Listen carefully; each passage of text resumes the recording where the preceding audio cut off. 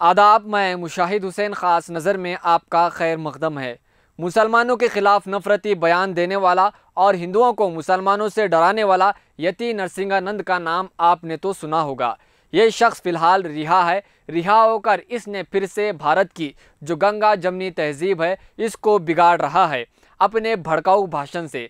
अब इसने दिल्ली में महापंचायत में हिंदुओं को मुसलमानों के खिलाफ हथियार उठाने को कहा और अगर हिंदू हथियार नहीं उठाए तो भारत में मुस्लिम वज़ीर आज़म बन जाएगा और आप में से 50,000% हिंदू अगले 20 साल में अपना धर्म बदल लेंगे। उधर एक एक मुसलमान ने कसम खाई कि जिस दिन इस देश का निजाम हमारे हाथ में होगा हम इस मंदिर को तोड़ेंगे और दोबारा से मस्जिद बनाएंगे। हाँ डबल केवल 2029 में भारत का प्रधानमंत्री मुसलमान होगा। बहुत लाइव हो गई दिन में। हाँ। केवल 2029 में। और अगर सरकार ने कोई बहुत बड़ी बाजीगरी दिखा दी तो 34 में हो जाएगा और 34 में भी भगवान का बड़ा करम तुम पे हुआ तो 39 में हो जाएगा। इतने दूर हो तुम महाविनाश से। एक बार भारत का प्रधानमंत्री मुसलमान बना तो अगले 20 सालों में 50% तुम में से लोग अपना धर्म बदलेंगे। ये जितने मुसलमान हैं ना, ये अरब से नहीं आए, ये हमारे भाई बंधु थे। 40% हिंदुओं का कत्ल होगा। 10% हिंदू अपनी बहन बेटी मुसलमानों को देकर या तो रिफ्यूजी कैंपों में रहेंगे या विदेशों में रहेंगे। ये हिंदू का भविष्य है और अगर इस भविष्य को बदलना चाहते हो तो मर्द बनो, मर्द बनो, मर्द बनो। और मर्द कौन होता है? जिसके हाथ में हथियार होता है वो मर्द होता है। मैं इन पंचायतों से, इन जमावड़ों से बिल्कुल थक चुका हूं। ये बिल्कुल बेकार की बातें हैं। केवल बच्चे पैदा करो, केवल बच्चे पैदा करो। अभी जाओ और जो बच्चे पैदा कर सकते हो बच्चे पैदा कर लो भाई, और अपने बच्चों को लड़ने के लायक बनाओ।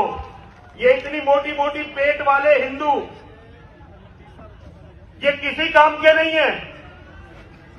इस धरती पर ना लड़ने का, अगर तुम चाहते हो हिंदू मुस्लिमों की लड़ाई ना हो तो इसका केवल एक तरीका है। कश्मीर फाइल्स देख ली होगी, जैसे कश्मीर के लोग अपनी जमीन, अपनी जायदाद, अपनी बेटियों को छोड़कर भागे। हालांकि यति नरसिंहानंद को हरिद्वार में मुसलमानों के खिलाफ कत्ल आम यानी जेनोसाइड करने को कहा था। इसके बाद यति नरसिंहानंद को गिरफ्तार किया गया था और अब हाल ही में इसे जमानत पर रिहा किया गया है। तो नाज़रीन, यहाँ पर यह सवाल पैदा होता है कि आखिर यति नरसिंहानंद क्यों रिहा हो गया है। ये एक ऐसा शख्स जो खुलेआम मुसलमानों के खिलाफ भड़काऊ भाषण देता है, इस मुल्क के दस्तूर को बदलने की बातें करता है, गोडसे को अपना हीरो बताता है, गांधी को देशद्रोही बताता है। तो ऐसे शख्स को यूएपीए डालकर जेल की सलाखों के पीछे होना चाहिए था। लेकिन हम देखते हैं कि जो भी मुसलमानों के खिलाफ भड़काऊ भाषण देता है, मुस्लिम लड़कियों को ऑनलाइन ऑक्शन करता है, मुसलमानों को गोली मारने की बातें करता है, इसके खिलाफ बीजेपी की जानिब से कोई कार्रवाई नहीं की जाती और अगर गिरफ्तारी भी की गई तो कुछ दिन के बाद इसे रिहा कर दिया जाता है क्योंकि इनको बीजेपी की जानिब से पूरा सपोर्ट हासिल है। इसलिए लोग खुलेआम हेट स्पीचेस देते हैं। तो नाज़रीन, हमें समझना चाहिए कि आज भारत एक ऐसी राह पर जा रहा है जहां अक़लियतों पर आए दिन जुल्म किया जा रहा है। आए दिन नए नए मसलों को उठाकर एक मखसूस कम्युनिटी को टारगेट करके इन्हें मजहबी आज़ादी से रोका जा रहा है। ऐसे वक्त में हमको चाहिए कि जो भारत के असल दुश्मन यानी आरएसएस हैं, ये इसी के पालतू हैं जो नफ़रत फैला रहे हैं।